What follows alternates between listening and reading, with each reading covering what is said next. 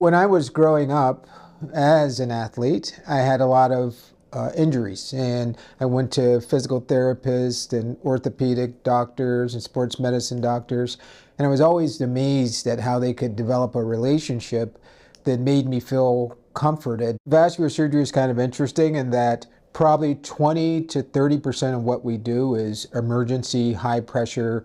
Something is bleeding, we're stopping the bleeding. The other part of it is that it requires a lot of meticulous, very detailed work, kind of fine work when we're working with small blood vessels.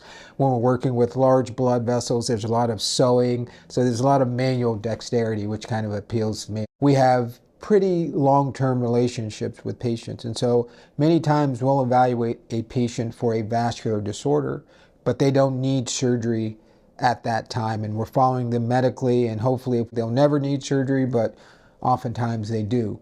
That gives me the opportunity to get to know them, to get to know what they want to do in life, because I tell patients all the time, when we are planning to do a surgery, what's your goal for after surgery? I want them to think about how we're going to get them on the road to recovery, whether it's, keeping an eye on an upcoming graduation or the birth of a grandchild or something. That gives them motivation. That gives me motivation. I share that with my team. That gets us all on the same page. And so making relationships is a very important part of vascular surgery, because even after we do surgery, generally speaking, we're monitoring, surveilling patients for the rest of their lives. I really like the relationships that I can ask them about their family, and they ask me about my kids, like, what are your kids doing? And I feel very warm when you can take care of a person, have a personal relationship with them. I've been taking care of family, friends, and people that have been referred to me, and I take that very